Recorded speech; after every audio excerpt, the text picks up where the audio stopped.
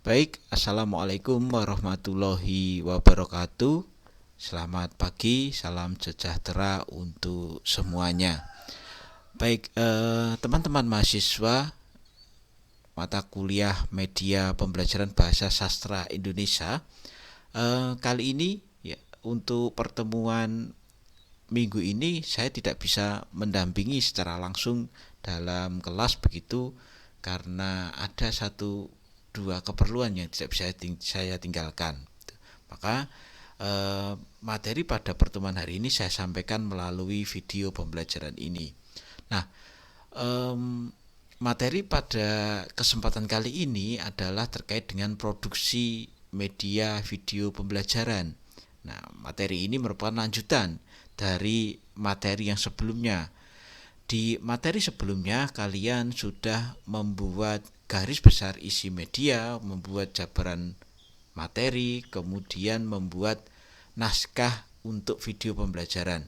Nah, maka di kesempatan kali ini tugas kalian adalah membuat video pembelajaran berdasarkan apa yang sudah kalian rancang di pertemuan sebelumnya, gitu ya. Nah, sebelum kalian membuat video pembelajaran, maka akan saya jelaskan beberapa poin yang perlu diperhatikan ketika membuat video pembelajaran, khususnya dalam proses produksinya dan pasca produksinya. Oke, dalam tahapan produksi, ya secara idealnya atau secara teorinya, maka tahapan yang pertama yang dilakukan adalah membentuk tim produksi. Ya, dalam proses pembuatan video pembelajaran secara profesional begitu, maka antara tim produksi dengan tim yang membuat naskah itu orang yang berbeda begitu ya, karena ya seperti ketika kalian membuat film gitu ya, buat film itu kan sutradara, kemudian pemainnya itu kan orang yang berbeda ya, tidak bisa pemain kemudian menjadi sutradara apalagi menjadi direktur, kan tidak bisa ya. Maka kalau di dalam dunia profesional tim produksi ini berbeda orangnya dengan yang mempunyai ide. Nah, tapi karena kita membuat video pembelajaran sederhana, maka ya tim produksinya adalah ya kalian sendiri. Ya, kalau kalian kemarin sudah berkelompok begitu, maka tim produksinya ya kelompok kalian ini ya melanjutkan dari yang sudah kalian buat, ya melanjutkan dari naskah yang sudah kalian susun di pertemuan sebelumnya. Nah, setelah membentuk tim produksi, karena sudah ada kelompoknya, maka mendiskusikan naskah. Ya, naskah yang sudah kalian buat kemarin silahkan untuk ditelaah kembali, dicek lagi, didiskusikan dengan kelompok lagi. Ya, untuk apa? Untuk menyesuaikan membuat video pembelajarannya, sehingga nanti di video pembelajaran nanti kalian tidak banyak melakukan tag video ya, karena naskahnya sudah fix, naskahnya sudah matang begitu. Nah, jadi di tahap kedua ini silakan didiskusikan lagi naskahnya, yaitu merembuk naskah. Yang ketiga, pengambilan gambar dan suara. Nah, di tahapan yang ketiga ini maka yang dilakukan adalah proses merekam atau tag videonya. Nah, pada tahapan ini kalian bisa video itu berupa hanya animasi saja, atau kalian bisa menyisipkan hanya presentasi saja, atau kalian juga kalau yang sudah bisa menyisipkan gambar kalian, wajah kalian di video tersebut. Ya. Nah, tahapan ketiga ini merupakan tahapan yang paling penting, paling krusial. Kenapa? Karena ini proses pembuatan videonya. Maka ini yang harus dilakukan dengan baik, dengan sekreatif, seinovatif mungkin. Nah, terakhir adalah tahapannya adalah melakukan manajemen produksi. Artinya apa? Artinya mengatur mana gambar yang harus diulang, mana suara yang harus diulang, mana yang sudah baik begitu. Nah, ini dinamakan melakukan manajemen produksi yang efektif dan efisien. Nah, itu 4 tahapan dalam pembuatan video pembelajaran secara ideal profesionalnya, gitu ya. Nah, maka setelah materi ini maka kalian harus membuat videonya, ya, harus membuat video pembelajaran yang dari rancangan yang sudah kalian buat di pertemuan sebelumnya. Oke. Setelah kalian memproduksi video, maka ada yang namanya tahapan pasca produksi. Nah, pada tahapan pasca produksi ini merupakan editing atau proses merender video yang sudah kalian buat. Nah, dalam proses pasca produksi ini ada 5 tahapan: proses editing, proses mixing, proses preview, revisi, dan distribusi. Ya, editing, mixing ini lebih pada teknis memperbaiki atau memperbagus tampilan video, baik dari segi gambar maupun dari segi suaranya. Ya. Kemudian di preview itu melihat secara umum dulu, ya, melihat dari awal sampai akhir apakah sudah sesuai dengan naskah atau belum, itu preview. Kemudian kalau ada yang tidak sesuai, ada yang kurang bagus, maka bisa direvisi.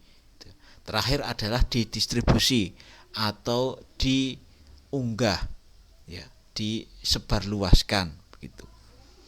Nah, beberapa aplikasi video yang bisa kalian gunakan untuk membuat video pembelajaran, misalnya PowerPoint, ya, yang paling mudah adalah PowerPoint. Atau kalau kalian punya kemampuan lebih, kalian bisa menggunakan Powtoon atau Camtasia, ya.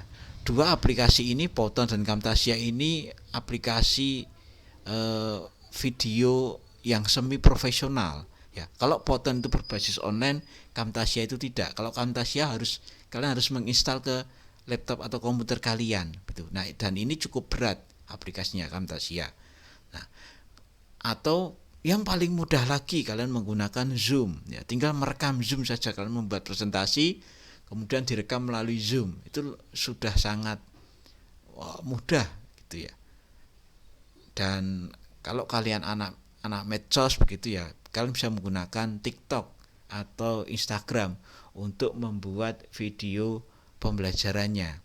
Nah, sebenarnya masih banyak aplikasi lain yang bisa kalian gunakan yang berbasis online. Kalian bisa cari search di Google, ya, aplikasi terkait dengan video pembelajaran, itu banyak yang bisa digunakan, ya.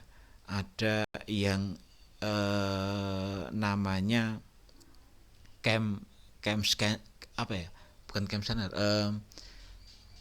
ya, nanti kalian bisa cek di video pembelajaran kakak tingkat kalian bisa cari banyak aplikasi yang bisa digunakan itu untuk ide referensi, ya.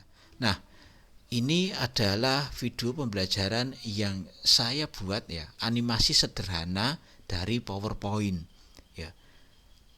Bagaimana cara membuat animasi sederhana dengan PowerPoint? Nah, itu tugas kalian untuk mencari referensi cara membuatnya, ya. Saya kira ini paling mudah, ya, paling mudah. Saya yakin kalian lebih lebih paham dengan teknologi daripada saya, karena lahirnya tentu zamannya lebih maju kalian daripada saya. Maka kalau saya saja bisa membuat animasi sederhana dengan PowerPoint, saya yakin kalian juga bisa. Nah, ada lagi ini tampilan Powtoon, ya. Di sebelah kiri kalian bisa melihat banyak fitur yang bisa kalian gunakan. Ada animasi, ada presentasi, ada marketing video, ya, ada infografik dan sebagainya. Ada video dari PowerPoint yang bisa kalian unggah di Powtoon. Ada. Nah, kalian bisa gunakan Powtoon ini. Atau ini tampilan dari Camtasia. Nah, kelebihan dari yang lain, Camtasia ini bisa merekam layar. Jadi kalau kalian membuat video dari aplikasi yang berbayar kemudian tidak bisa disimpan, nah, kalian bisa merekamnya melalui aplikasi Camtasia ini. Jadi Camtasia itu bisa merekam layar, gitu. Nah, maka di akhir tugas dari materi kali ini adalah kalian melanjutkan apa yang sudah kalian rancang, yaitu membuat video pembelajaran, ya. sesuai dengan kelompok yang di tugas sebelumnya, di tugas GBIM, tugas JM, dan tugas naskah video pembelajaran kemarin. Maka kalian buat videonya. Nah, sebagai bahan referensi kalian bisa melihat hasil dari kakak tingkat. Nanti akan saya share beberapa video dari kakak tingkat yang bisa kalian gunakan sebagai referensi. Aplikasi apa yang bisa digunakan begitu. Nah, bacalah berbagai modul penggunaan aplikasi video untuk memperkaya kemampuan kalian dalam membuat video pembelajaran. Ya, saya tidak bisa sampaikan satu persatu, saya tidak bisa mengajarkan satu persatu, karena ini mata kuliah yang setengah teori setengah praktek. Kalau ini mata kuliah praktek tentu saya akan mengajarkan, tapi karena ini mata kuliah yang setengah teori setengah praktek, maka kalian harus belajar sendiri ya bagaimana menggunakan aplikasi video untuk membuat video pembelajaran ya. Nah, lalu tugasnya ini silahkan dibuat dengan sekreatif dan seinovatif mungkin ya. Dan hasilnya itu nanti silahkan videonya diunggah ke YouTube dan linknya yang dikumpulkan, link YouTube itu yang dikumpulkan gitu. Nanti tugas ketua kelas silahkan mengumpulkan linknya ya, nama kelompok, kemudian linknya dibuat tabel begitu. Nah, sehingga saya tinggal klik saja linknya, nanti saya nilai dari situ. Itu untuk tugas media pembelajaran di pertemuan kali ini. Tugas ini merupakan proyek mata kuliah begitu ya, proyek mata kuliah. Jadi silakan dibuat dengan sebaik mungkin ya.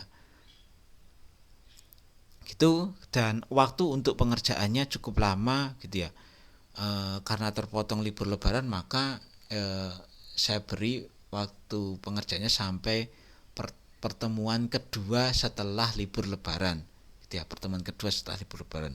Jadi ada waktu sekitar 2 minggu sampai 4 minggu lah bahkan kalau dengan libur lebaran untuk mengerjakan tugas ini. Begitu materi sekaligus penjelasan tugas untuk pertemuan kali ini. Banyak salah saya mohon maaf. Selamat berlibur ya. Saya akhiri. Wassalamualaikum warahmatullahi wabarakatuh.